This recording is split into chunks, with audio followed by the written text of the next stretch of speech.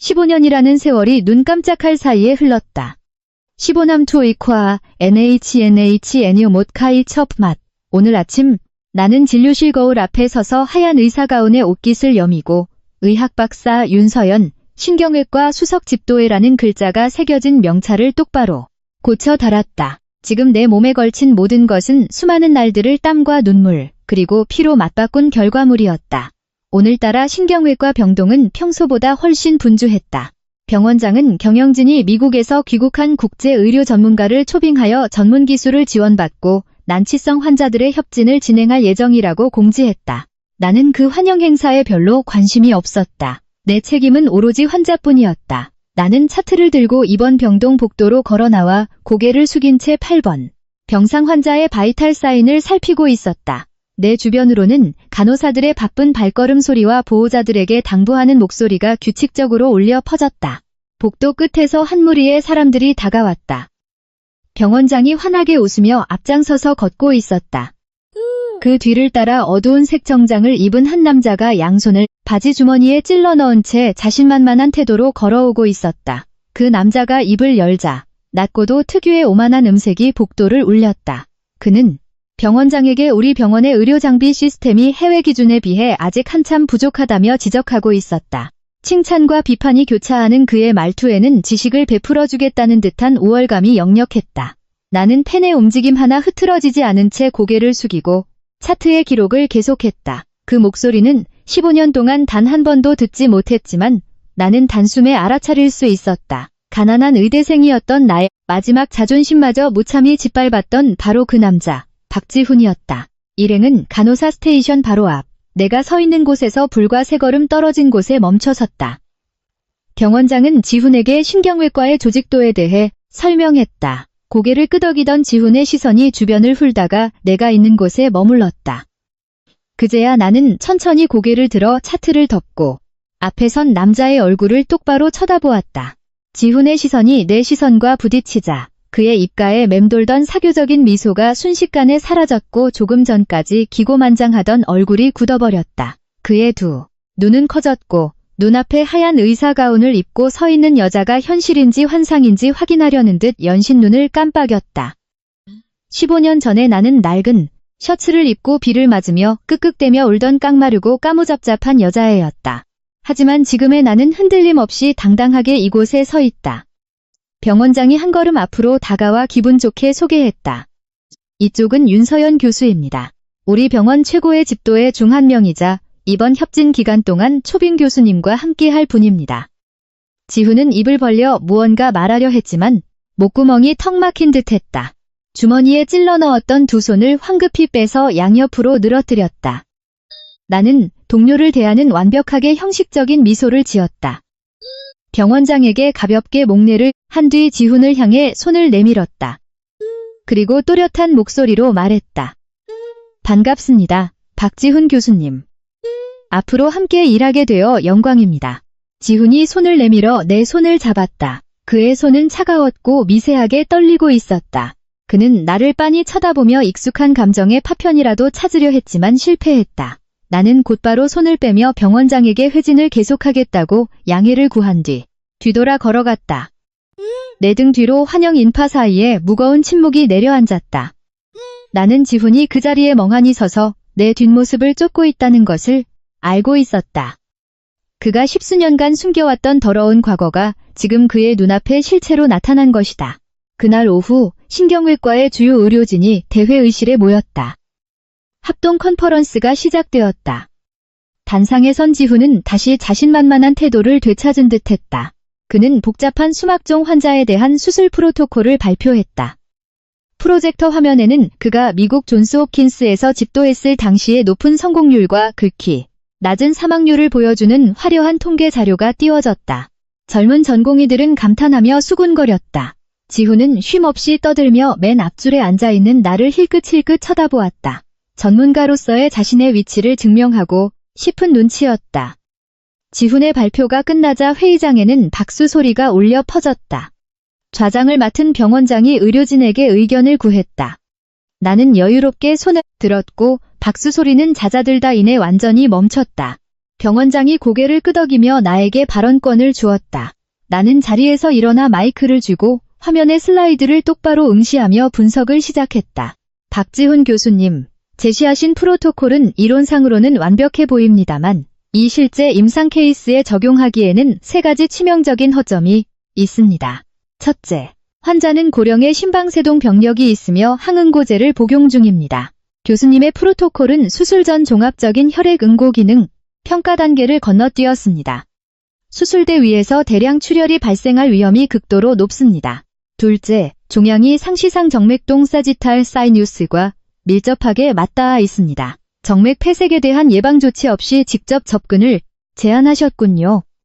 셋째, 교수님이 설계한 혈관 결찰 시간은 아시아 환자의 국소 뇌허혈 내성을 초과합니다.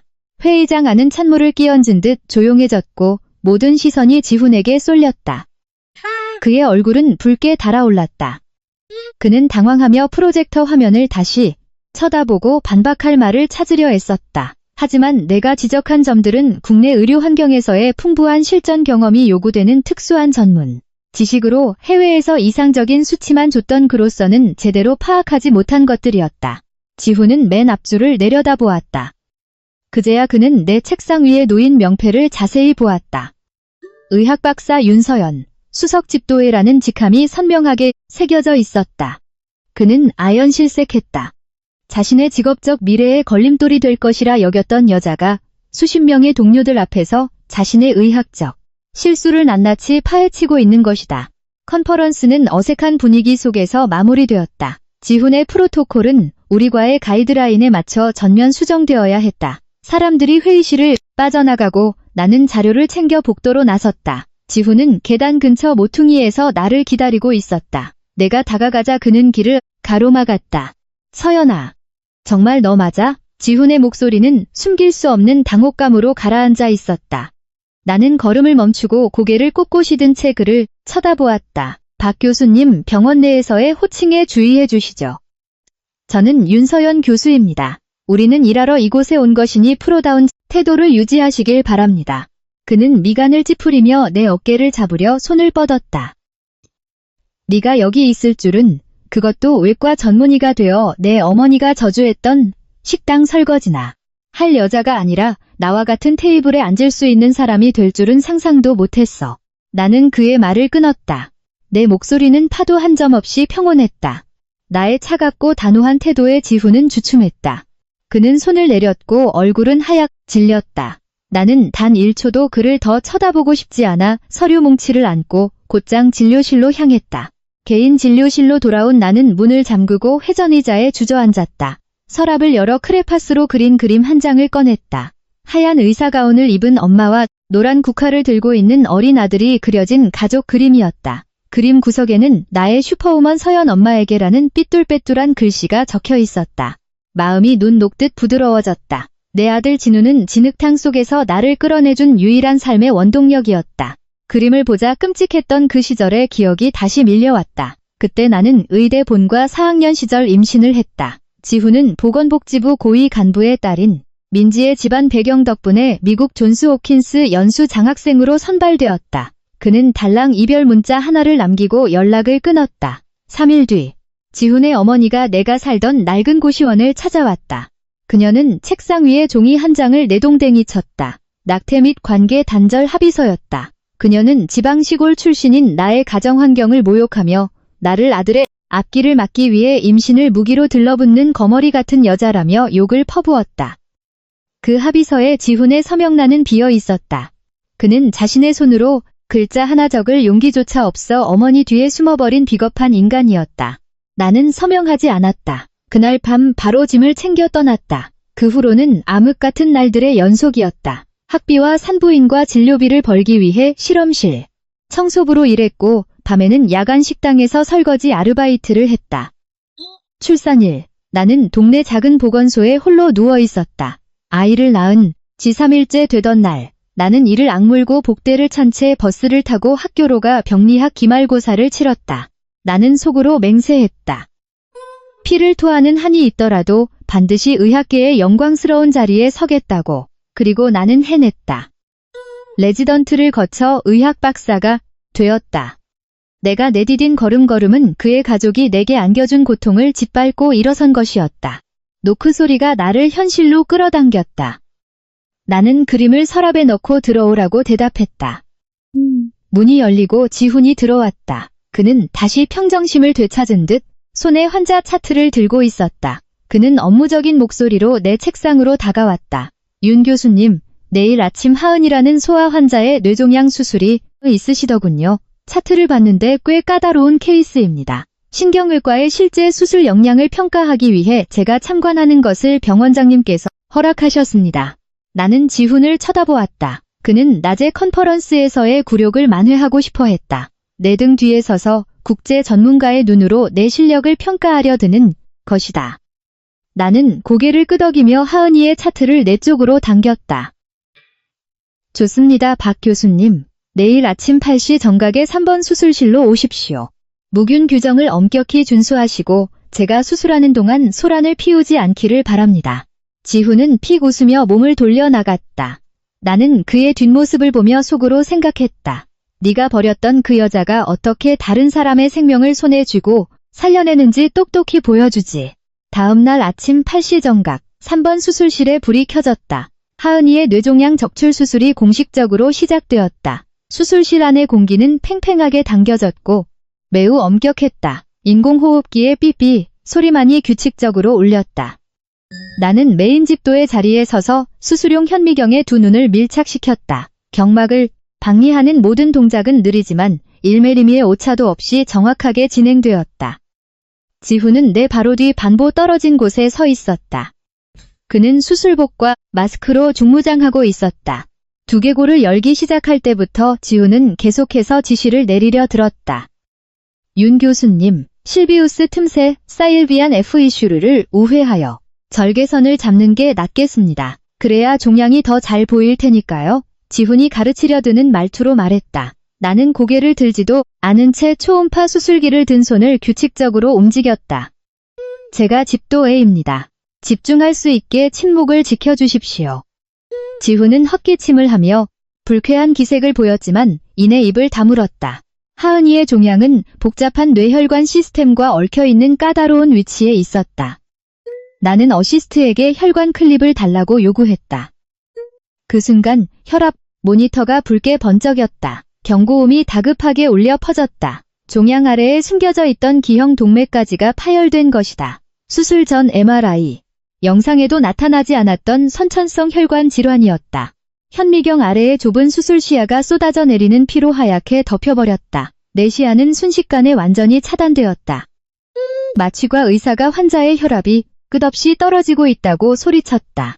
수술실 안의 모든 의료진이 패닉에 빠졌고 간호사는 다급히 석션 흡입기를 건넸다. 2명의 어시스트 의사들은 사색이 된 채 손을 덜덜 떨며 어찌할 바를 몰랐다. 뒤에 있던 지훈은 진심으로 당황했다. 그는 한 걸음 앞으로 나서며 내 자리를 밀치고 들어오려 했다. 비켜요. 내가 개입하겠어.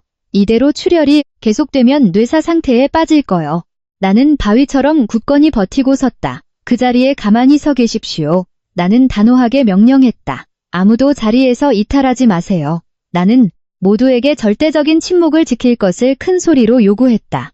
마취과 즉시 유도 저혈압 시행하세요. 수축기 혈압 60으로 유지합니다. 나는 간호사에게 또 다른 석션을 하나 더 요구하며 지체 없이 명령했다. 2대의 석션기가 최대 출력으로 돌아갔다. 서지셀 쓸지셀. 지혈제과 마이크로 포셉 준비하세요. 수술실 안에 울리는 소리라곤 미친 듯이 울려대는 심장박동 경고음과 석션기가 액체를 빨아들이는 거친 소리뿐이었다. 나는 수술용 현미경에서 눈을 떼지 않았다. 몇 제곱밀리미터에 불과한 비좁은 수술 시야 속에서 피는 여전히 솟구치고 있었다. 수천 시간의 수술 경험으로 단련된 침착함으로 나는 2개의 석션을 끈은정하여 피고임을 치우고 0.1초 동안 존재하는 시각적 공백을 만들어냈다. 서지셀 주세요. 내 왼손은 미세 핀셋을 사용하여 지혈 물질을 혈관 파열 의심 부위에 밀어넣고 일시적인 압박을 가해 쏟아지는 피를 막았다. 수술 시야가 점차 다시 선명해졌다. 파열된 구멍이 보였다. 초소형 합금 클립이 손상 부위에 정확하게 장착되어 파열 부위를 꽉 잠갔다. 출혈이 멈췄고 하은이의 혈압이 서서히 올라가기 시작했다. 수술실 안에 모두가 안도의 한숨을 내쉬었다. 어시스트 의사들은 경외감 어린 눈빛으로 나를 바라보았다. 미세혈관 봉합 쏴주세요. 나는 한치의 흔들림 없는 목소리로 계속해서 지시했다. 3분도 채 되지 않아 나는 혈관벽을 복원하는 사바늘의 봉합을 마쳤다. 모든 조작은 마치 프로그래밍된 기계처럼 매끄럽고 단호하며 정확했다. 나는 두개골 덮개 부분을 정리하는 작업을 계속했다. 수술은 삶과 죽음의 경계를 넘어 대성공으로 끝났다. 수술실을 나서며 나는 마스크를 벗고 피 묻은 장갑을 의료용 쓰레기통에 던져 넣었다. 지훈이 내 뒤를 따라왔다. 그의 발걸음은 헝클어져 있었다. 그는 세면대 옆으로 다가와 내 곁에 서서 떨리는 목소리로 물었다. 그 위기 대처 능력, 대체 어디서 훈련받은 거야? 그토록 엄청난 대량, 출혈 상황에서의 침착함과 미세 수술의 정확도는 미국에서도 그렇게 완벽하게 해내는 사람은 드물어. 나는 흐르는 물에 손을 씻으며 대형 거울에 비친 우리 두 사람의 모습을 바라보았다. 나는 고개를 돌려 지훈의 눈을 똑바로 쳐다보았다. 당신은 내가 지난 15년을 어떻게 보냈다고 생각했어? 나는 당신 가족이 던져준 수모를 15년 동안 이 악물고 견뎌냈어. 오직 오늘을 위해서 당신 앞에 서서 당신이 나를 무시할 자격 따윈 없다는 걸 내 능력으로 증명하는 바로 오늘을 위해서. 지훈의 얼굴은 창백해졌고 그는 마른 침을 삼키며 한 걸음 뒤로 물러섰다. 국제 전문가라는 타이틀의 자만심과 오만함은 메스를 쥔 내 두 손 앞에서 산산조각 났다. 나는 손에 물기를 닦고 덤덤하게 그를 지나쳐 탈의실로 향했다. 게임은 이제 막 시작되었을 뿐이었다. 하은이를 살려낸 수술 이후 며칠 뒤 신경외과 내에서 나의 명성은 더욱 굳건해졌다. 미세 뇌혈관 사고를 통제하는 나의 기술에 감탄하는 사람들의 입소문이 병원 복도 곳곳에 퍼졌다. 동시에 지훈의 명망 있는 아내 민지는 남편의 이상한 낌새를 눈치채기 시작했다. 그녀는 우리 과에 있는 지훈의 옛 동료들에게 계속해서 전화를 걸어 윤서연이라는 여의사에 대해 캐묻고 다녔다. 목요일 아침, 병원에서는 심층 학술 보고회가 열렸다. 지훈은 병원장에게 뇌혈관 수술에 관한 주제를 발표하겠다고 자청했다. 그는 하은이의 수술 케이스를 살아있는 자료로 분석하고 싶다며 특별히 나를 공동 발표자로 지정했다.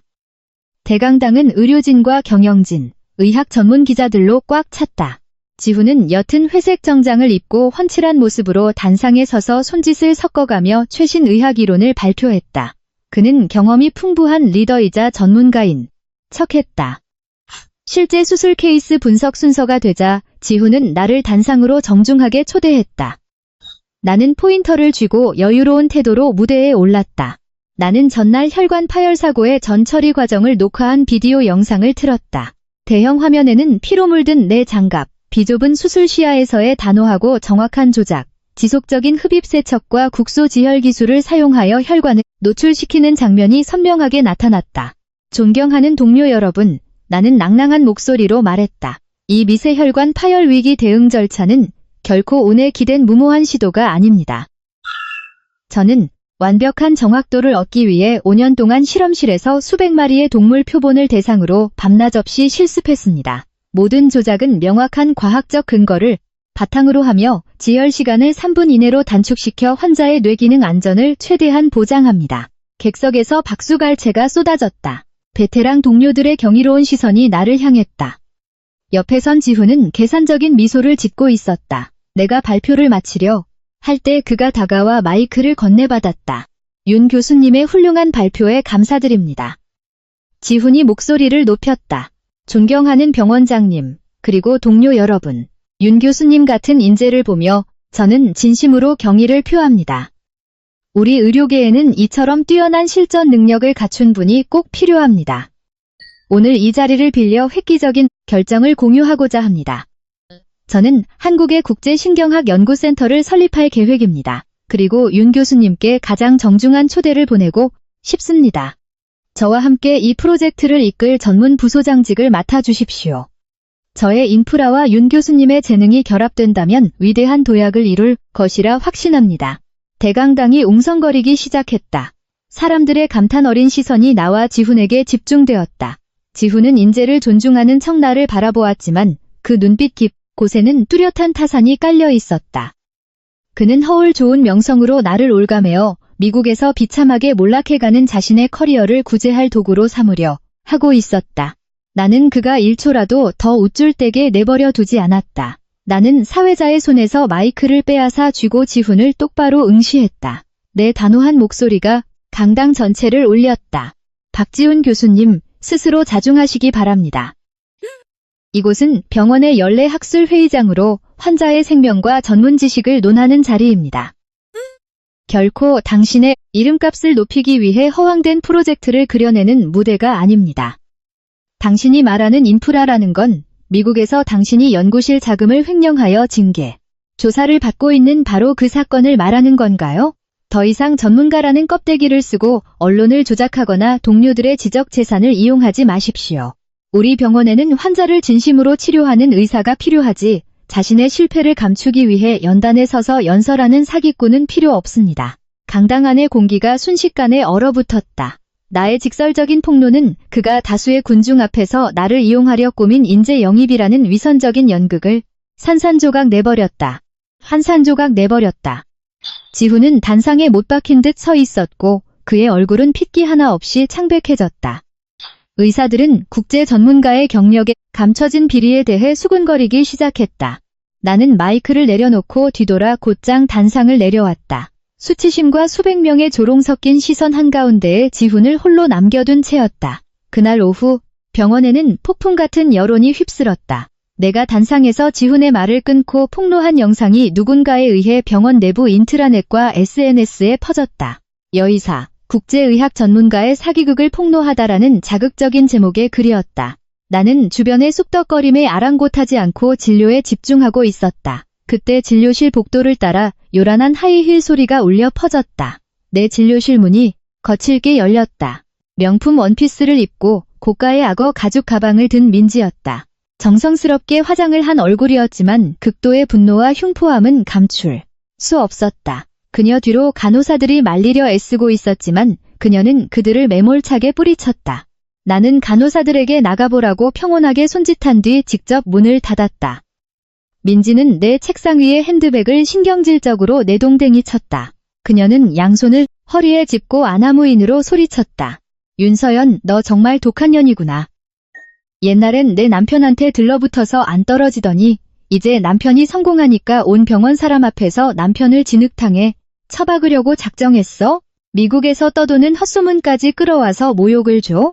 내가 장님인 줄 알아? 네가 합의 제안을 거절하고 인터넷에 소문을 퍼뜨리면서 고고한 척하는 이유, 결국엔 관심 끌어서 남편을 다시 내 쪽으로 돌려 세우려는 수작이잖아. 안 그래? 나는 회전의자에 가만히 앉아 두 손을 깍지 낀 채 책상 위에 올려두었다. 최대한 무덤덤한 눈빛으로 민지를 바라보았다. 15년 전의 기억이 뇌리를 스쳤다. 그날도 민지는 지금과 같은 오만한 태도로 친구들을 이끌고 대학교 정문에서 내 길을 가로막았다. 그녀는 내 얼굴에 손가락질을 하며 모욕적인 말을 퍼부었다. 찢어진 셔츠를 입은 가난한 촌녀는 영원히 사회 밑바닥을 기어다닐 거라며 비웃었다. 그녀는 보건복지부 고위 간부인 자기 아버지가 지훈에게 미국 연수 티켓을 쥐어주고 상류층으로 가는 레드카펫을 깔아주었다고 자랑스럽게 선언했다. 그 시절에 나는 힘도 백도 없어 입술을 깨물며 참고 단 한마디도 대꾸하지 못했다. 하지만 지금은 모든 것이 달라졌다. 나는 책상 위에 볼펜을 들어 유리상판을 가볍게 두드렸다. 김민지 씨, 물이라도 한 잔 마시고 화 좀 식히시죠. 자리에 앉으세요. 15년 전이나 지금이나 권력을 믿고 사람을 협박하는 버릇은 여전하시네요. 하지만 최근 시사 뉴스는 업데이트가 안 되셨나 봅니다. 당신 아버지는 작년에 퇴직하셨죠. 그가 현직에 있을 때 저지른 재무비리 조사 서류가 아직도 감사원 책상 위에 놓여 있는데 말입니다. 당신이 도대체 무슨 자격으로, 무슨 권력으로 내 진료실에 와서 행패를 부리는 거죠? 민지는 굳어버렸다. 내 말은 그녀 집안의 치명적인 약점을 정통으로 찔렀다. 아버지가 권력을 잃고 가세가 기울자 지훈이 최근 들어 그녀에게 차갑고 무관심하게 대하기 시작한 것이 바로 그 이유였다. 민지는 마지막 남은 체면을 지키려 이를 악물고 두 손을 떨었다. 헛소리 짓거리지 마. 넌 그저 월급쟁이 의사일 뿐이야. 내 남편은 국제 교수라고.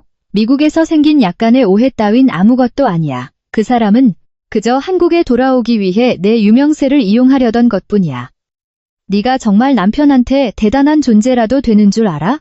나는 자리에서 일어나 책상을 돌아 민지 곁으로 다가갔다. 내가 그녀보다 반뼘은 더 컸다. 나는 그녀의 눈을 똑바로 응시하며 또렷하게 말했다.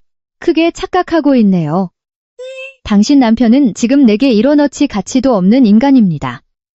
그를 붙잡아야 할 사람은 내가 아니라 당신이죠. 자기 결혼, 생활도 제대로 관리 못해서 무식하게 병원까지 찾아와 난동을 부리는 꼴이라니. 남편 데리고 집에 가서 문이나 걸어 잠그고 잘 가르치세요. 단 1분 1초라도 그 인간이 내 업무와 시간을 방해하게 두지 마십시오. 한 번만 더 이러면 병원 보안팀을 불러 쫓아내겠습니다. 민지는 한 걸음 뒤로 물러섰다. 처음에 기세등등했던 오만함은 완전히 꺾여버렸다. 그녀는 신경질적으로 책상 위에 가방을 낚아채고 획 돌아서서 문으로 향했다. 나가기 전 그녀는 나를 노려보며 가만두지 않겠다고 협박했다. 나는 조소하며 직접 문을 쾅 닫아버렸다. 민지의 행패는 거기서 끝나지 않았다. 일주일 뒤 내가 진료실 문을 열자마자 민지가 또다시 뛰어들었다. 이번에는 그녀의 태도가 한층 더 흉악했다. 그녀는 내 책상 위에 사진 뭉치를 거칠게 내리쳤다. 사진 속에는 내 아들 진우가 중학교 정문 앞에서 버스를 기다리고 떠있는 모습이 담겨 있었다. 민지가 득의양양하게 비웃었다. 네가 날 속일 수 있을 줄 알았어? 이 아이 올해 14살이지. 지훈이 떠난 시기랑 완벽하게 일치해. 너 몰래 이 아이를 낳아서 우리 가족이 부자가 될 때까지 기다렸다가 돈 뜯어내려고 작정한 거 맞지? 똑똑히 들어. 이런 사생아는 우리 집안에서 절대 인정 못해. 나는 책상 위의 사진을 보며 가슴속에서 분노가 치밀어 오르는 것을 느꼈다. 그녀가 나를 모욕하는 것은 참을 수 있었지만 내 아들을 건드리는 것은 나의 영린을 건드린 것이었다. 나는 서랍을 열어 태블릿 PC를 꺼내 영상을 하나 재생한 뒤 민지 쪽으로 밀었다. 이 영상 똑똑히 보시죠. 나는 단호한 목소리로 말했다. 영상 속에 모자를 쓴 남자가 3일 연속 우리 아들 학교 앞을 서성였습니다.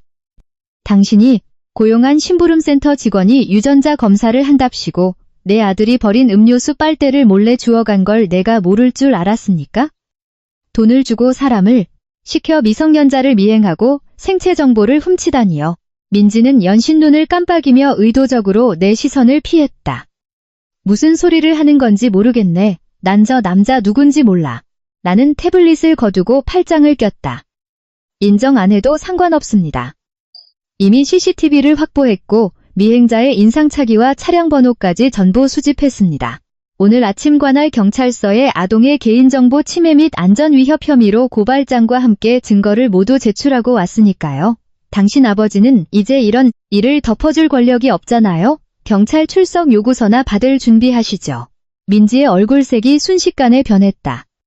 붉은 립스틱을 칠한 입술이 파르르 떨렸다. 그녀는 자신의 집안이 현재 처한 상황을 잘 알고 있었다. 지금 형사 소송에 휘말린다면 그녀의 커리어와 명예는 완전히 끝장날 터였다. 그녀는 당황한 나머지 바닥에 가방을 떨어뜨렸다. 서연 씨, 부탁할게. 민지가 책상 모서리를 꽉 부여잡고 목소리를 낮췄다.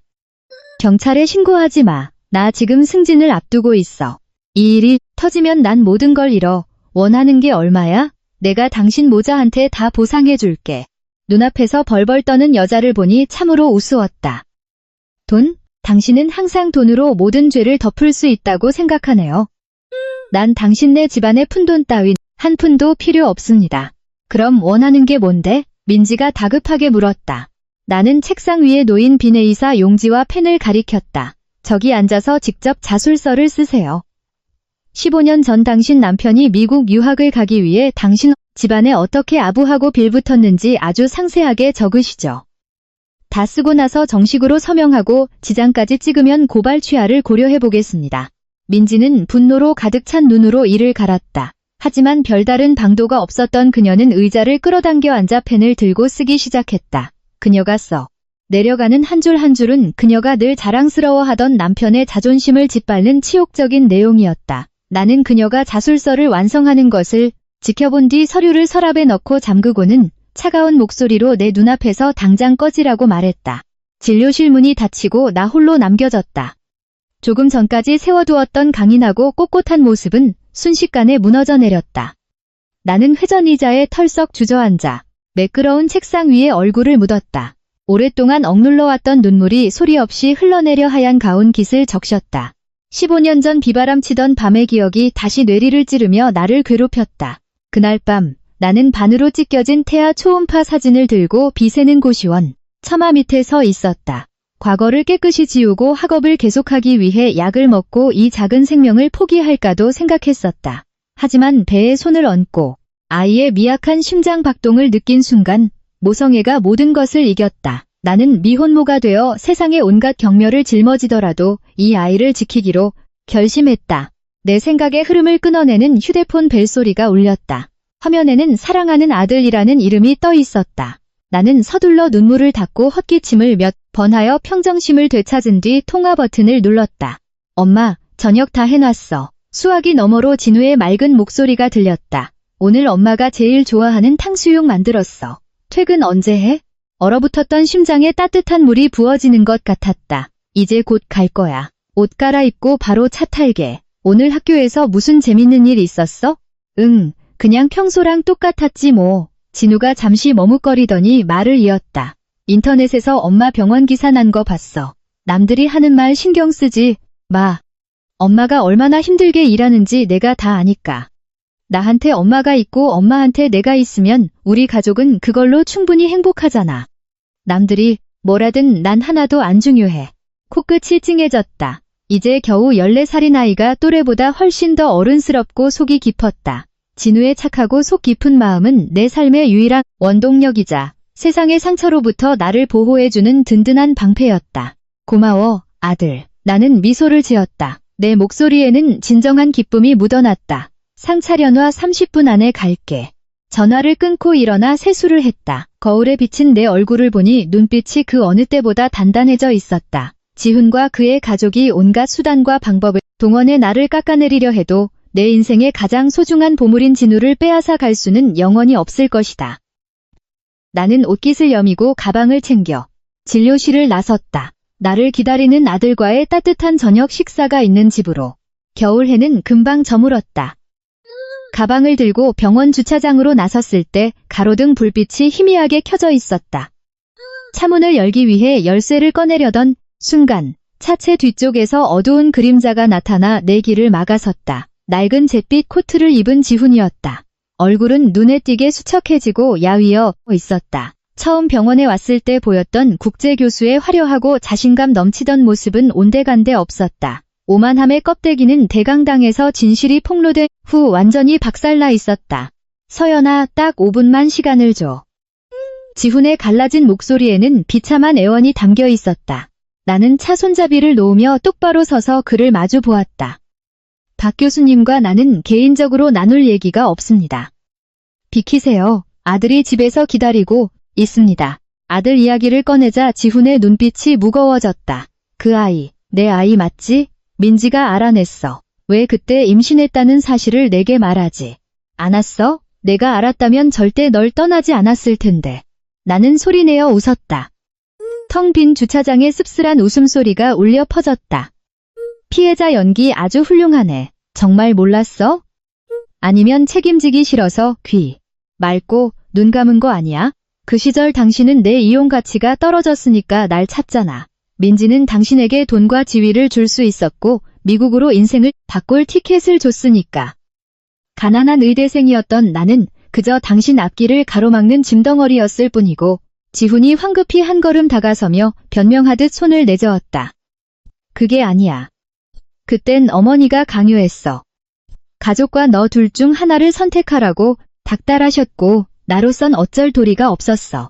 나는 그의 손을 매몰차게 쳐냈다. 어머니가 강요했다고? 그럼 대답해봐. 그 모욕적인 낙태 합의서를 직접 타이핑한 게 누군데? 당신 어머니는 시골 분이셔. 컴퓨터 쓸 줄도 모르시지. 인터넷에서 양식을 뒤져서 한 글자 한 글자 치고 프린트한 건 당신이잖아.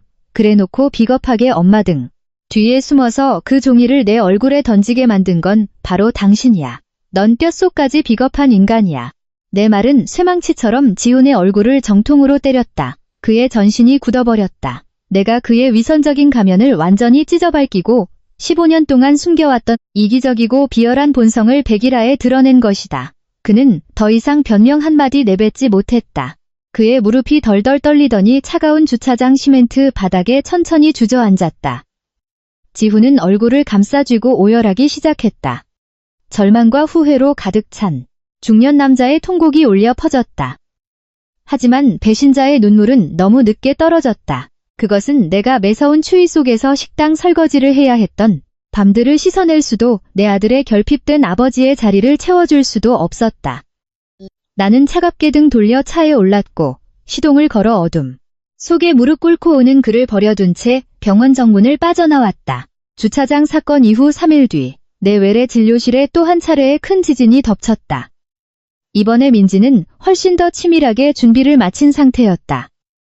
그날 아침 진료실 복도는 순서를 기다리는 환자들로 꽉 차 있었다. 진료실 문이 갑자기 뻥 차이며 열렸다.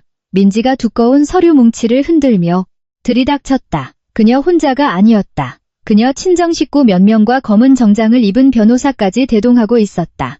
밖에 있던 사람들은 앞다투어 진료실 안을 들여다보기 시작했다. 몇몇 사람들은 핸드폰을 꺼내 동영상을 찍고 있었다. 나는 펜을 멈추고 내 앞에 일렬로 늘어선 무리를 덤덤하게 올려다보았다. 윤서연, 민지가 내 책상 위로 서류 뭉치를 콱 내리쳤다. 요란한 소리가 진료실 전체에 울렸다. 똑똑히 읽어봐. 이거 내 남편이랑 네가 숨겨 키운 사생아 유전자 검사지야. 국립유전학센터장이 직접 발급한 거고 일치율 99.99%야. 진실이 이렇게 빤히 드러났는데 언제까지 발뺌할 셈이야? 나는 서류 따윈 1초도 쳐다보지 않고 의자 등받이에 기대 앉았다. 내 아들에게 지훈의 피가 흐른다는 걸 부인한 적 없습니다. 문제는 그 종이를 여기까지 들고 온 목적이 뭐냐는 거죠. 민지는 코웃음을 치며 밖에서 듣는 사람들이 다 들을 수 있도록 날카로운 목소리로 떠벌렸다. 네가 몰래 임신해서 애 낳고 15년 동안 꽁꽁 숨긴 이유. 결국 우리 집안이 부자가 되고 내 남편이 성공할 때까지 기다렸다가 그 아이 내세워서 돈 뜯어내려는 심산 아니었어? 똑똑히 말해두는데 너 같은 모사꾼 여자한테 우리 남편 집안 돈은 단 한 푼도 안 떨어져. 그 애한테는 재산 상속권 같은 거 한 톨도 없으니까. 나는 미소 지었다. 내 미소에 민지는 순간 당황했다. 나는 검사지 뭉치를 집어들어 민지를 향해 툭 던졌다. 종이들이 바닥에 흩뿌려졌다. 김민지 씨, 시댁 식구들을 너무 과대평가하시네요.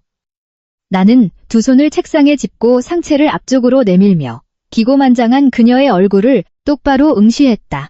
지훈이 내가 캘 노다지라도 된다고 생각합니까? 그럼 당신의 그 훌륭하신 교수 남편이 미국에서 무슨 짓을 했는지 아시나요? 민지는 흠칫 놀라 황급히 말을 얼버무리려 했다.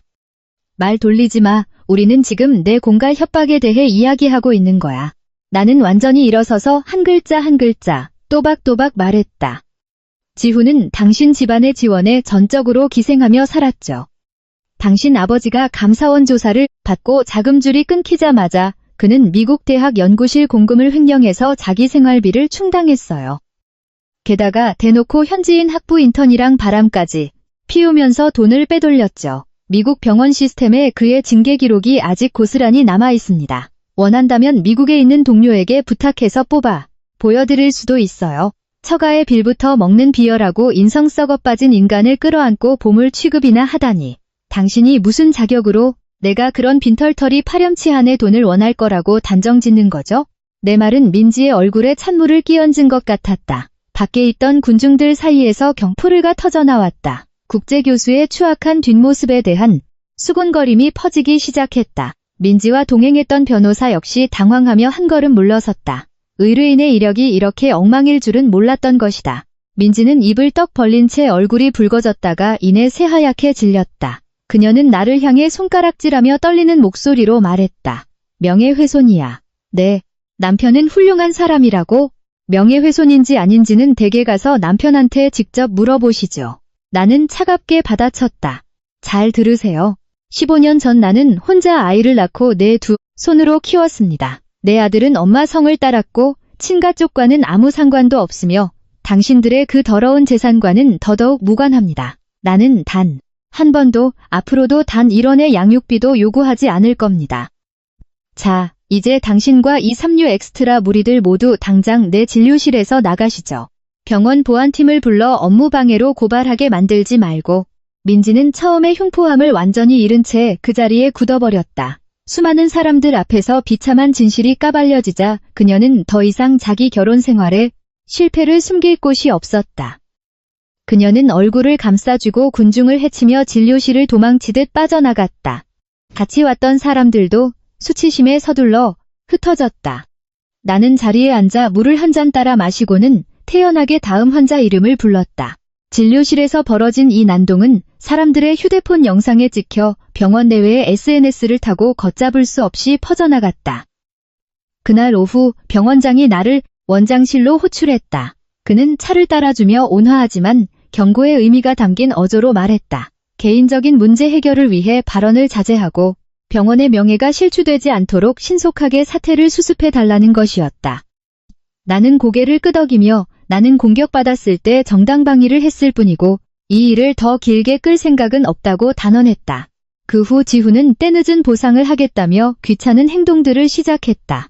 매일 아침 출근할 때마다 내 책상 위에는 커다란 장미꽃다발과 고급스러운 아침 식사가 놓여 있었다. 함께 딸려온 카드에는 항상 용서를 구하며 아버지로서 책임을 다하고 싶다는 내용이 적혀 있었다. 나는 끝까지 읽지도 않고 그 모든 것을 책상 아래 의료용 쓰레기통에 처박았다. 나에게 이런 물질적인 선물들은 그저 내면에 숨겨진 그의 비겁함을 덮기 위한 가식적인 허세일 뿐이었다. 병원에서 내게 접근하는 것이 불가능해지자 지호는 진우에게로 방향을 틀었다. 그는 정보를 캐내어 진우가 다니는 중학교 앞까지 찾아왔다. 금요일 오후 진우가 친구들과 교문을 나서자 지훈이 다가가 길을 막았다.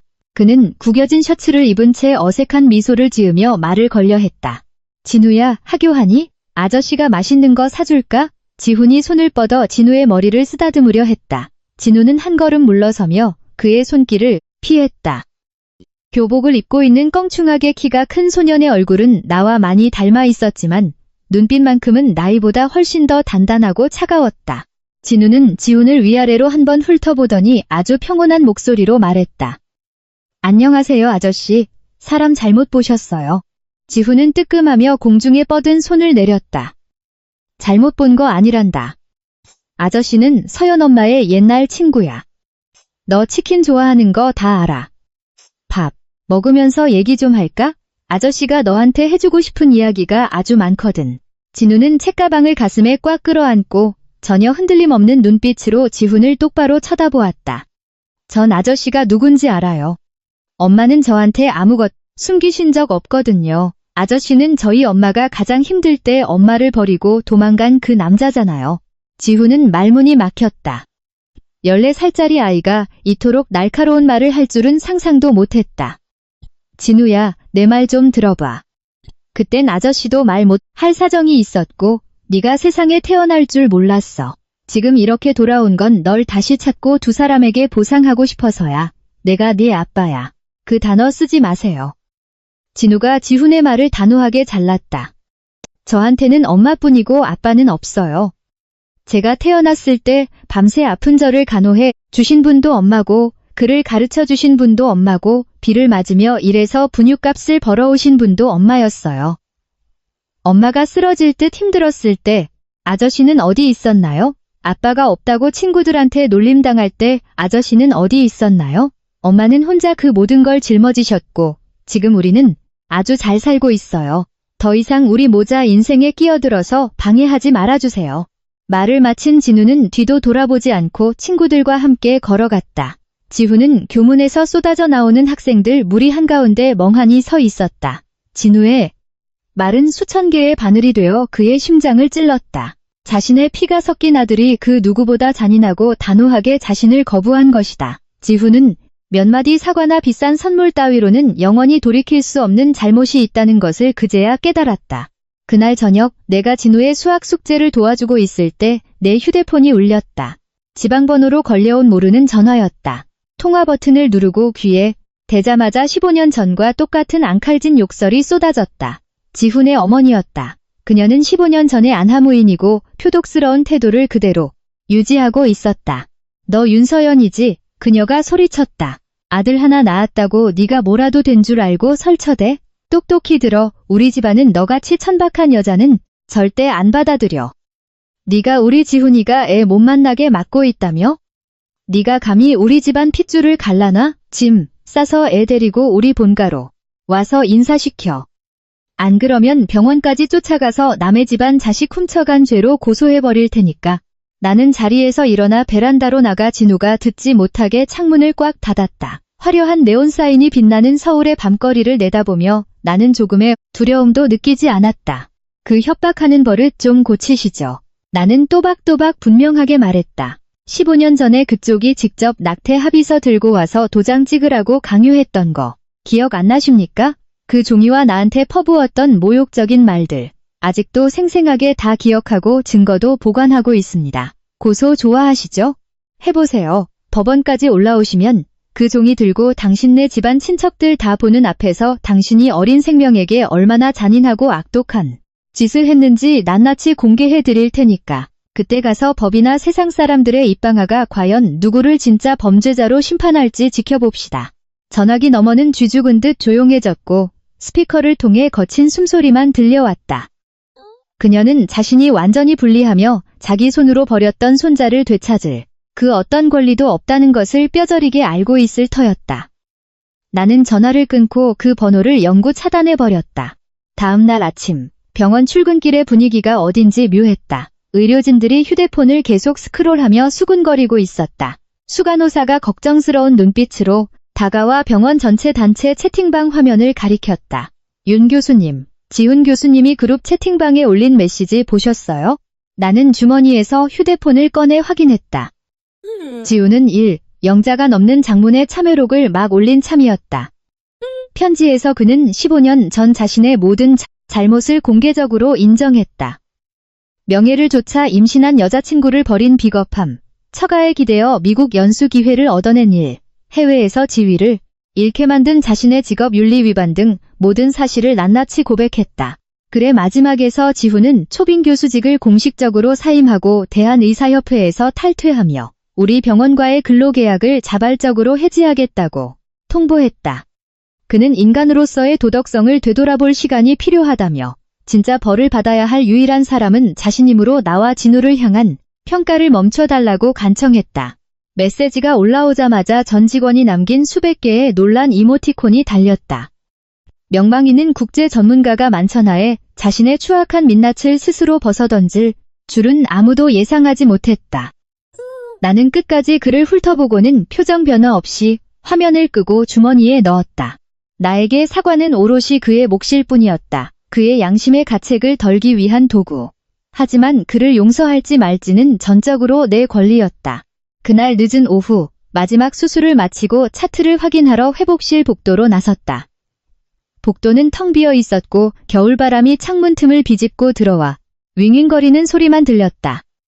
지훈은 복도 끝 보호자 대기실 벤치에서 나를 기다리고 있었다. 알아보기 힘들 정도로 망가진 모습이었다. 늘 입던 구김없는 정장 대신 낡고 빛바랜 코트를 걸치고 있었다. 깎지 않은 수염이 덥룩했고 두 눈은 퀭하게 파인 채 핏발이 서 있었다. 내가 다가가자 그는 절망적이고 간절한 눈빛으로 나를 바라보았다. 서연아, 네가 원했던 대로 다 했어. 지훈의 갈라진 목소리는 애처롭기 짝이 없었다. 진실을 다 밝혔어. 내 명예, 내 직장, 내가 쌓아 올린 모든 걸 포기했어. 민지도 법원에 이혼 소장을 제출했고 이제 난 빈털털이야. 제발 다시 시작할 기회를 한 번만 줘. 아버지로서의 책임을 다할 수 있게 해줘. 나는 그에게서 1m 떨어진 거리에 멈춰 섰다. 그 절망적인 눈동자를 똑바로 응시하며 의사로서의 냉철함으로 그의 심리를 분석하기 시작했다. 틀렸어, 지훈아. 내가 덤덤하게 입을 열었다. 당신이 공개 사과문을 올리고 모든 걸 포기한 건 자기 잘못을 뉘우쳐서도 아니고 우리 모자에게 보상하고 싶어서도 아니야. 당신 스스로 자기 삶의 통제권을 잃었기 때문이지. 지훈은 멍한 표정으로 미간을 찌푸렸다. 무슨 소리야? 난 진심으로 후회하고 있다고.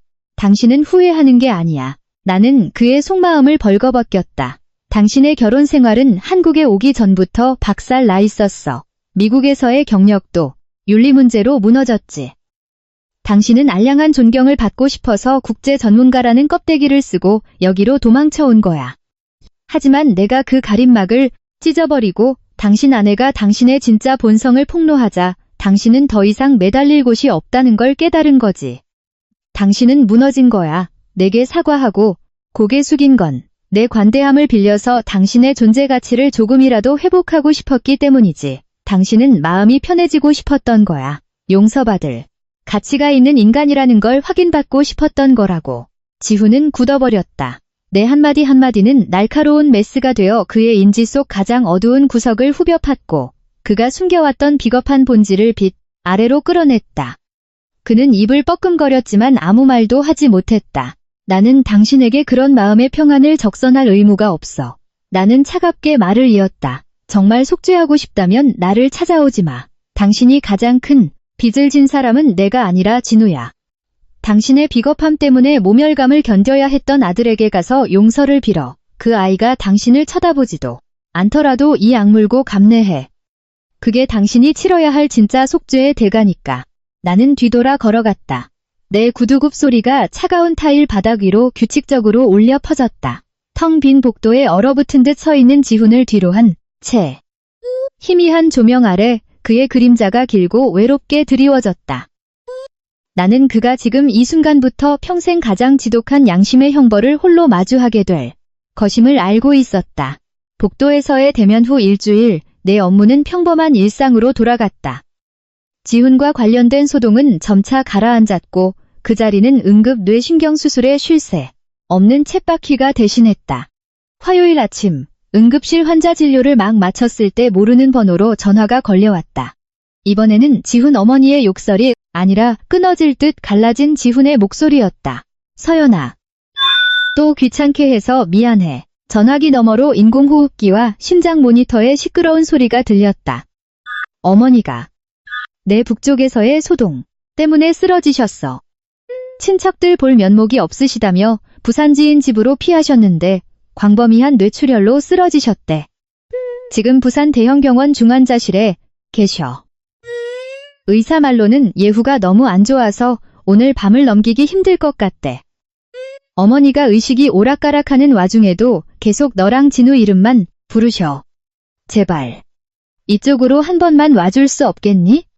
내 마지막 부탁이야. 나는 전화를 든 채 한참을 침묵했다. 15년 전 내 얼굴에 낙태 합의서를 던지던 표독스러운 노파의 얼굴이 또렷하게 떠올랐다. 그녀를 향한 원망은 가장 어두웠던 내 시절을 견디게 해준 원동력이기도 했다. 하지만 그녀가 죽음의 문턱에 서 있다는 소식을 들었을 때 내 마음속에는 일말의 통쾌함이나 기쁨도 잃지 않았다. 오직 공허함과 평온함뿐이었다. 의사로서 수많은 생과 사를 지켜보며 나는 죽음이 모든 원한을 시선에 버린다는 것을 알고 있었다. 나는 가기로 결정했다. 지훈 때문이 아니라 내 자신의 과거의 진정한 마침표를 찍기 위해서였다. 나는 진우에게 저녁을 챙겨 먹으라고 당부하고 병원장에게 이틀 휴가를 낸 뒤 늦은 오후 비행기를 타고 부산 김해국제공항으로 향했다.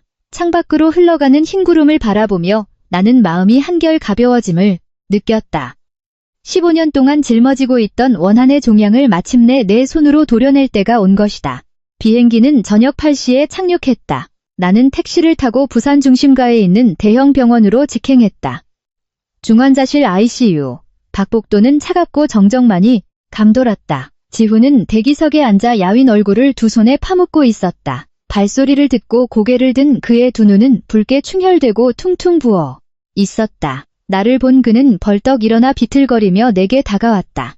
고마워. 와줘서 정말 고마워. 지훈이 목이 맨 소리로 부서질 듯 말했다. 나는 말없이 가볍게 고개를 끄덕였다. 방진 가운을 걸치고 마스크를 쓴 뒤 당직 간호사를 따라 두꺼운 유리문을 지나 ICU 안으로 들어갔다. 생과 사의 아슬아슬한 경계를 상징하는 답답한 공기 속에서 각종 의료기기의 삐삐 소리가 쉴 새 없이 울려 퍼지고 있었다. 나는 내 과거에 대한 운명의 마지막 판결을 기다리고 있는 병실 구석의 침대를 향해 천천히 걸어갔다. 병상에는 산소호흡기, 투석기, 수액줄이 복잡하게 얽혀 있었다. 지훈의 어머니는 그 선들 사이에 푹 파묻혀 있었다. 뼈만 남은 앙상한 채구는 15년 전 내게 합의서를 집어던지던 그 오만한 여자가 맞는지 알아보기 힘들 정도였다. 수술조차 불가능한 광범위한 뇌출혈로 인해 그녀의 왼쪽 몸은 완전히 마비되어 있었다. 발소리가 다가오자 그녀는 힘겹게 탁한 두 눈을 떴다. 침대 곁에 선 사람이 나라는 걸 알아차리자 그녀의 입이 비뚤어지며 일그러졌다. 주름진 눈가에서 탁한 눈물이 흘러나와 관자놀이를 타고 내렸다. 그녀는 멀쩡한 오른손을 내 쪽으로 뻗으려 애쓰며 목구멍에서 형체를 알 수 없는 끊어지는 소리를 냈다. 나는 죽음의 경계에서 완전히 탈진한 그녀를 내려다보며 고요히 서 있었다. 승리감도 어떠한 책망도 나오지 않았다. 나는 천천히 의료용 장갑을 벗고 맨손으로 그녀의 차갑고 뼈만 남은 손을 맞잡았다. 사과하실 필요 없습니다. 시끄러운 기계 소리 사이로 내 목소리가 또렷하게 울렸다. 저도 엄마입니다. 제 손으로 아이를 키워봤기에 자식의 미래를 지키고 싶은 어머니의 마음을 이해합니다. 15년 전 당신이 제게 한 행동은 끔찍하게 잔인했지만 그건 어머니로서의 본능이기도 했죠. 그 원한, 저격은 15년이면 충분히 안고 살았습니다. 오늘 그 짐을 돌려드리러 왔어요. 전 더 이상 당신을 미워하지 않습니다. 내 손에 잡힌 그녀의 손이 미세하게 떨렸다. 그녀는 연신 눈을 깜빡였고 눈물이 비 오듯 쏟아졌다. 내 용서는 그녀의 인생 마지막에 남은 죄책감을 풀어주는 해독제와 같았다. 하지만 그 탁한 눈빛 속에는 여전히 서서히 다가오는 죽음에 대한 극도의 공포가 서려 있었다. 나는 그녀의 손등을 가볍게 쓰다듬으며 이제 두 눈을 감고 편히 쉬시라고, 세상 일은 다 잊으시라고 다독였다. 방음 유리 너머에서 이 모든 광경을 지켜보던 지훈은 두 어깨를 들썩이며 오열했다. 홀쭉해진 그의 뺨 위로 눈물이 쉴 새 없이 흘러내렸다. 그날 밤 모든 면회가 끝난 후 지훈은 내가 밤 비행기로 바로 서울로 돌아갈 수 있도록 기어코 택시를 잡아 공항까지 배웅하겠다고 나섰다. 적막한 부산 밤거리를 달리는 택시 안, 두 사람 사이의 공기는 숨막힐 듯 고요했다. 서연아. 한결 차분해 서연아. 지훈이 침묵을 깨고 입을 열었다. 한결 차분해졌지만 뼈저린 회한이 묻어나는 목소리였다. 네가 내 어머니를 대하는 걸 보고서야 내가 얼마나 작고 이기적인 놈인지 깨달았어. 난 수십 년 동안 가짜 성공에 취해 스스로를 속여왔어. 그동안 너는 내가 버리고 간 폐허 속에서 그토록 위대한 것을 만들어냈고 나는 창밖을 바라보았다. 가로등 불빛이 빠르게 시야를 스쳐 지나갔다. 다 지난 일이야. 다시 꺼낼 필요 없어. 이제 우리는 서로 빚진 게 아무것도 없어. 알아. 지훈이 두 손을 꽉꽉 찢긴 채 고개를 끄덕였다. 다시는 내 인생에 나타나서 방해하지 않겠다고 약속할게. 하지만 마지막으로 부탁이 하나 있어. 진우에게 편지를 쓰고 싶어.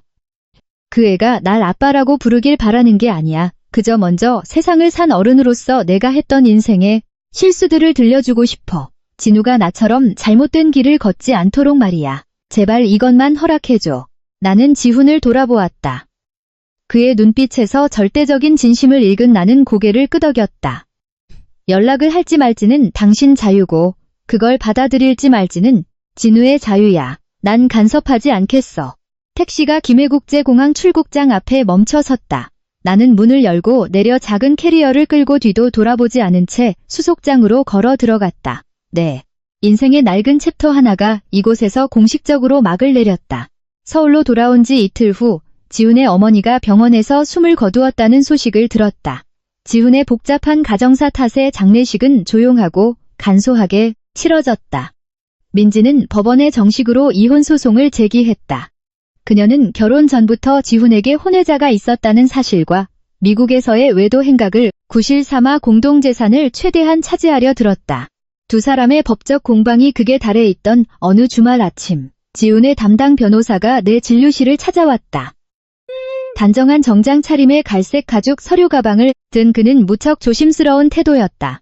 윤 교수님, 박지훈 씨의 대리인 자격으로 한 가지 부탁을 드리러 왔습니다. 변호사는 맞은편에 앉아 가방에서 서류 뭉치를 꺼냈다. 김민지 씨. 측 변호사는 박지훈 씨의 혼외자 문제를 교묘하게 엮어서 전 재산을 빼앗기 위한 치밀한 협박극으로 몰아가고 있습니다. 교수님께서 자발적으로 아이를 홀로 키웠으며 박지훈 씨 측에서 지금까지 양육권에 대한 어떠한 분쟁도 일으키지 않았다는 사실을 입증할 증거가 필요합니다. 나는 그 더러운 수작을 뻔히 꿰뚫어 보았다. 민지는 지훈을 벼랑 끝으로 몰아넣기 위해 가장 비열한 방법을 쓰고 있었다. 지훈에게 더 이상 아무 감정도 없었지만 우리 모자의 결백함이 그녀의 재산 싸움 도구로 이용당하는 것은 원치 않았다. 나는 캐비닛을 열어 어머니 이름만 적혀 있는 진우의 가족관계 증명서 사본과 민지가 내 진료실에 찾아와 난동을 부렸을 당시 경찰에 신고했던 사건 접수 내역서를 꺼내 변호사에게 건넸다. 우리 모자가 그들의 결혼 생활과 아무런 관련이 없다는 걸 증명하는 모든 자료입니다. 가져가서 제대로 쓰시죠. 나는 서류를 밀어주었다. 변호사는 조심스럽게 서류를 받아 가방에 넣었다. 그러더니 미리 서명된 은행 수표 한 장을 꺼내 내 책상 위에 올려놓았다. 윤 교수님, 이건 박지훈 씨의 성의입니다. 지난 14년간 진우군의 양육비에 상응하는 수억 원의 돈입니다. 법원에서 재산이 동결되기 전 그가 끌어모을 수 있는 마지막 돈이라고 하더군요. 부디. 나는 수표에 적힌 숫자를 힐끗 보았다. 누구라도 흔들릴 법한 거액이었다. 하지만 지금 내 눈에 그 종이 조각은 한없이 싸구려로 보였다. 나는 두 손가락으로 수표를 밀어 변호사에게 돌려주었다. 이 돈은 당신 의뢰인에게 다시 가져다 주세요. 나는 단호하게 거절했다. 내 아들은 그 사람이 양심의 가책을 덜기 위해 돈으로 살 수 있는 물건이 아닙니다. 우리 모자가 분유 한 통, 해열제 하나 살 돈이 없어서 가장 힘들었던 그 시절, 그는 우리 곁에 없었습니다. 지금 우리는 우리 두 손으로 아주 잘 살고 있어요. 난 이런 계산 속이 묻은 더러운 돈이 우리가 흘린 땀방울을 더럽히는 걸 절대 허락하지 않을 겁니다. 하지만 교수님, 이 돈은 합법적인 아이의 정당한 권리입니다. 변호사가 끈질기게 설득하려 했다. 내 아들의 가장 정당한 권리는 세상 앞에서 당당하고 꼿꼿하게 살아가는 자존감입니다. 나는 타협의 여지가 없는 단호한 목소리로 말을 잘랐다. 지훈에게 전하세요. 진심으로 진우를 위한다면 그 돈은 본인 인생을 다시 시작하는 데 쓰라고 말이죠. 나중에 그 아이가 자신을 낳아준 사람을 부끄러워하지 않도록 똑바로 번듯하게 살라고 전하십시오. 용건이 끝났으면 이만 돌아가시죠. 변호사는 깊은 한숨을 내쉬며 수표를 다시 가방에 챙겨 넣고 고개 숙여 인사한 뒤 떠났다. 홀로 진료실에 남은 나는 그 어느 때보다 홀가분했다. 오늘의 단호한 결정은 어떤 폭풍우 앞에서도 흔들리지 않는 우리 모자의 자립심과 자부심을 증명하는 가장 강력한 선언이었다. 그 후 지훈은 약속대로 병원이나 진우의 학교에 나타나지 않았다. 대신 우리 집 우편함에는 사랑하는 아들 진우에게 아빠가라는 삐뚤빼뚤한 글씨가 적힌 우편물이 도착하기 시작했다. 편지는 매주 한 통씩 규칙적으로 날아왔다. 처음엔 진우도 무관심했다. 아이는 봉투를 뜯어보지도 않고 책상, 구석에 던져두었다. 방에 들어갔다가 쌓여가는 편지 뭉치를 본 나는 아이 곁에 의자를 끌어다 앉았다. 안 읽어볼 생각이야? 부드럽게 물었다. 진우는 손가락으로 연필을 돌리며 창밖을 바라보았다. 읽고 싶지 않아. 어차피 자기 잘못 변명하거나 사과하는 뻔한 내용이겠지. 난 그런 말 필요 없어. 엄마가 예전에 내 결정에 간섭하지 않겠다고 한 거 기억하지? 나는 진우의 어깨를 토닥였다. 하지만 아들아, 외면한다고 분노가 사라지는 건 아니란다. 오히려 그 무거운 짐을 더 오래 지고 가게 될 뿐이야. 읽고 안 읽고는 내 자유야. 하지만 피하지만은 마라. 며칠 후 내가 병원 야간 당직을 선 사이 진우는 첫 번째 편지를 뜯어보았다. 그리고 두 번째, 세 번째 편지도. 아이의 예상과 달리 지훈은 상투적인 변명이나 구차한 사과를 늘어놓지 않았다. 지훈은 자신의 청춘, 눈이 멀 정도로 갈망했던 가난으로부터의 탈출에 대해 적었다. 어른들의 세계에 숨겨진 어두운 이면, 사랑과 명예 사이에서 선택을 강요받았던 자신의 비겁함에 대해서도, 또한 미국에서의 뼈아픈 실패와 커리어를 통째로 날려버려야 했던 직업 윤리에 대한 값비싼 교훈까지. 손으로 꾹꾹 눌러 쓴 편지들에는 모든 것을 잃은 한 남자의 후회와 뼈저린 성찰이 스며 있었다. 편지 끝마다 지훈은 진우에게 자신의 삶을 흐릿한 거울 삼아 더 주체적이고 용감하게 살아가기를, 특히 자신을 진심으로 사랑해주는 사람들을 소중히 여기기를 당부했다. 다음 날 당직을 마치고 지친 몸으로 집에 돌아왔을 때 진우는 뜯겨진 편지 뭉치를 탁자 위에 올려둔 채 거실에서 나를 기다리고 있었다. 나를 올려다보는 아이의 눈빛은 전보다 훨씬 깊고 어른스러워져 있었다. 엄마, 이번 주말이 친할머니 49제 맞지? 진우가 진지한 목소리로 물었다. 나는 약간 놀랐지만 고개를 끄덕였다. 맞아. 근데 그건 왜 묻니? 엄마 대신 제가 비행기 타고 부산에 가서 49제에 참석하고 싶어. 진우가 결연하게 말했다. 편지 다 읽었어. 그 사람이 겪은 고통과 숨겨진 이면도 이해하게 됐어. 할머니도 돌아가셨고 난 이 원망을 안고 어른이 되고 싶지 않아. 직접 가서 할머니 영정에 향도 하나 올리고 그 사람에게 해줄 말도 있어서 갈래. 어느새 훌쩍 커버린 아들의 모습을 보며 나는 가슴이 뭉클했다. 나는 15년이 지나서야 깨달은 관용을 내 아이는 벌써 배우고 있었다. 나는 미소를 지으며 진우의 머리를 쓰다듬고 부산행 비행기 표를 예매해 주었다. 진우의 짧은 부산 여행은 큰 변화를 가져왔다. 돌아온 진우의 표정은 한결 홀가분해 보였다. 아이는 책상에 앉아 지훈에게 보낼 답장을 직접 썼다. 진우는 편지에서 지훈을 아빠라고 부르지는 않았지만 과거의 잘못을 모두 용서한다고 분명하게 적었다. 그리고 우리 모자를 위해서가 아니라 지훈 자신의 양심을 위해서라도 다시 시작하고 더 나은 사람이 되길 바란다고 응원했다. 짧은 편지였지만 그것은 지훈의 삶을 올가매고 있던 죄책감의 사슬을 풀어주는 마지막 열쇠였다. 폭풍우가 휩쓸고 간 지 1년 남짓한 시간이 흘렀고 우리 모자의 삶은 평화로운 궤도로 돌아왔다. 진우는 우수한 성적으로 서울의 명문 과학고등학교에 합격했다. 나는 계속해서 신경외과 수술 연구에 매진하며 수많은 환자의 생명을 살려냈다. 그러던 어느 매서운 겨울 아침, 내 특진 실문이 다시 열리며 나책지만 몹시 쇠약해진 그림자 하나가 들어섰다. 털모자를 깊게 눌러 쓴 지훈이었다. 그의 얼굴은 시체처럼 창백하고 움푹 패어 있었다. 그는 책상 모서리를 짚어야만 간신히 환자용 의자에 주저앉을 수 있을 정도로 힘겹게 걸어왔다. 건강했던 남자의 모습은 온데간데 없고 사형 선고를 받은 환자의 모습으로 내 앞에 나타난 것이다. 그는 조용히 낡은 천가방에서 두꺼운 차트와 뇌 MRI 필름 CD를 꺼내 내 쪽으로 밀었다. 서연아, 또 찾아와서 미안해. 지훈의 숨결은 미약하게 끊어졌다. 2주 전부터 두통이 너무 심하고 경련이 일어나서 국립암센터에 갔더니 수술이 너무 위험하다며 거절당했어. 나는 미간을 찌푸리며 MRI CD를 컴퓨터 모니터에 띄웠다. 화면에 나타난 검은 종괴를 보자마자 내 얼굴은 굳어버렸다. 신경외과 전문의의 관점에서 사태의 심각성을 단번에 파악했다. 불규칙한 모양의 거대한 신경교종, 악성도 3등급 또는 4등급이 확실해 보였다.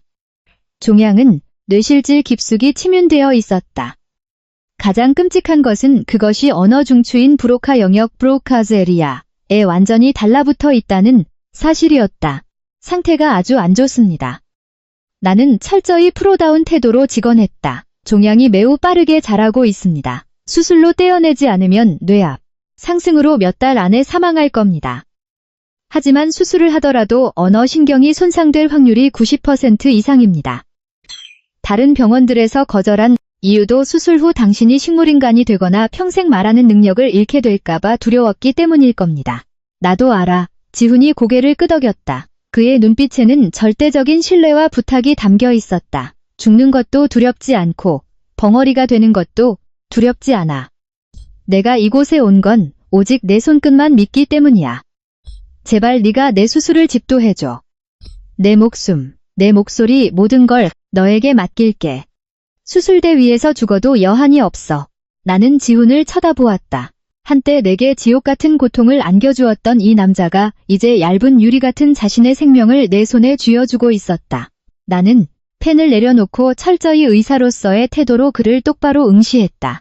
수술, 제가 맡겠습니다. 나는 또박또박 말했다. 하지만 당신도 알다시피 우리 두 사람의 얽히고 설킨 과거는 병원 사람들도 다 아는 사실입니다. 수술 중 부작용이 발생하면 저는 즉각 사적인 복수를 했다는 혐의를 받고 의사 면허가 취소될 수도 있습니다. 그러니 병원장님께 상황을 보고하고 병원 전체 협진위원회의 승인을 받겠습니다. 위원회가 프로토콜을 통과시키고 당신이 의료적 위험을 전적으로 감수하겠다는 동의서에 서명한다면 집도하겠습니다. 제 직업적 양심은 환자를 거부할 수 없지만 절차적 투명성과 법적 원칙은 제 생존이 걸린 문제입니다. 지훈은 지체 없이 고개를 끄덕였다. 조건은 다 따를게. 메스를 쥐는 사람이 너이기만 하다면. 수술 전날 오후 진우가 병원으로 지훈을 병문안하러 왔다. 아이의 손에는 직접 끓인 전복죽이 담긴 보온병이 들려 있었다. 두 부자는 조용한 병실에 마주 앉았다. 진우는 말없이 보온병 뚜껑을 열고 전복죽을 숟가락으로 떠서 지훈에게 내밀었다. 지훈은 떨리는 손으로 그것을 받아먹으며 뜨거운 죽 위로 굵은 눈물을 뚝뚝 흘렸다. 원하는 이미 가족애의 자리를 내준 지 오래였다. 진우는 지훈의 앙상한 손을 맞잡고 죽음의 문턱을 꼭 넘어서라고 조용히 격려했다. 생사의 기로를 앞두고 진정한 화해가 평온하고 온전하게 이루어졌다. 아침 6시 정각 1번 수술실에 불이 켜졌다. 지훈의 복잡한 뇌종양 적출 수술이 공식적으로 막을 올렸다. 수술대 앞에선 나는 심호흡을 하며 현미경 렌즈 너머로 보이는 수술 시야에 고도의 집중력을 모았다. 두개골이 열리고 회갈색의 악성 종양이 건강한 뇌 조직과 끈끈하게 얽혀 타 있는 모습이 드러났다. 수술은 4시간째 이어지고 있었다. 수술실 안의 공기는 극도로 팽팽했다. 나는 가장 미세한 언어신경 다발과 직접 맞닿아 있는 종양의 중심부에 도달했다. 마취과 의사가 환자의 바이탈 사인이 심하게 요동치고 있다고 계속해서 보고했다. 초음파 수술기 주세요. 나는 손을 내밀며 지시했다. 초음파 수술기 칼날이 종양의 마지막 경계선에 닿은 순간 내 머릿속을 스치는 생각이 있었다. 이곳은 치명적인 급소다. 종양세포를 완전히 제거한다는 명목으로 딱 이 미만 더 넓게 절개하면 그의 목숨은 안전하게 살릴 수 있다. 하지만 그 대가로 언어신경 다발은 끊어지겠지. 박지훈은 평생 벙어리로 살아야 한다. 어느 누구도 나를 탓하지 못할 것이다. 의학위원회도 이 위급한 상황에서는 완벽하게 합리적인 의료적 위험 감수였다고 평가할 테니까. 15년 전 잔인한 말들로 나를 짓밟았던 인간에게 법적으로 가할 수 있는 가장 완벽하고 합법적인 복수였다. 손에 쥔 칼날이 멈칫했다. 그러나 그 순간 어제 오후 진우가 지훈에게 숟가락으로 죽을 떠먹여주던 모습이 뇌리를 스쳤다. 아들의 목소리가 귓가에 맴돌았다. 그 사람은 한때 엄마가 사랑했던 사람이고 제게 생명을 준 사람이에요. 나는 킬러가 아니라 의사다. 의사로서의 윤리가 개인적인 원한을 해결하기 위해 수술대를 이용하는 것을 결코 허락하지 않았다. 나는 호흡을 가다듬고 현미경 속 시야에 완벽하게 집중했다. 나는 작전을 바꿨다. 칼로 넓게 절개하는 대신 가장 정밀한 미세 수술 도구를 사용해 신경다발의 막에서 종양을 일말름씩 조심스럽게 분리해내기 시작했다. 내 손끝은 숨막히는 긴장감 속에서 옆에선 어시스트 의사들조차 숨을 참게 만들 정도로 유연하고 단호하며 섬세하게 움직였다. 간호사가 재빨리 내 이마에 맺힌 땀방울을 닦아냈다. 숨막히는 2시간이 더 지나고 종양의 마지막 뿌리까지 완벽하게 제거되었다. 언어신경 다발은 머리카락 한 올 다치지 않고 고스란히 제자리에 남아있었다. 수술은 완벽한 성공이었다. 두개골 덮겠습니다. 나는 수술 도구를 내려놓으며 안도의 한숨을 내쉬었다. 그날 오후 지훈은 중환자실에서 의식을 되찾았다. 나와 진우가 상태를 살피러 들어갔을 때 그는 천천히 눈을 떴다. 그는 나를 보고 진우를 바라보더니 입가를 미세하게 달싹거렸다. 두 사람. 정말 고마워. 지훈의 목소리는 아주 미약하고 느렸지만 발음은 또렷했다. 언어 능력은 잃지 않은 것이다. 무한한 감사의 마음을 담은 눈물이 지훈의 눈에서 흘러 넘쳤다. 나는 환자 모니터의 수치를 확인하고 차트에 기록한 뒤 지훈을 향해 고개를 끄덕였다. 수술은 성공했습니다. 앞으로 남은 인생은 똑바로 부끄럽지 않게 사십시오. 나는 당직 의사에게 차트를 넘기고 병실을 나섰다. 유리창 너머로 진우가 지훈의 손을 잡고 이야기하는 모습이 보였다. 뒤늦게 완성된 하지만 따뜻한 재회의 풍경이었다.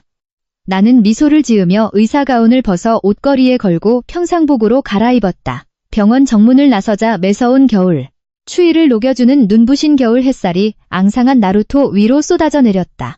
수술 도구는 무균 트레이 위에 남겨두고 왔다. 15년 동안 나를 올감했던 원한이라는 거대한 종양도 내 손으로 완전히 도려냈음을 나는 알고 있었다. 이제부터 내 눈앞에 펼쳐진 하늘에는 자유와 긍지, 그리고 한없이 넓고 눈부신 미래만이 남아 있었다.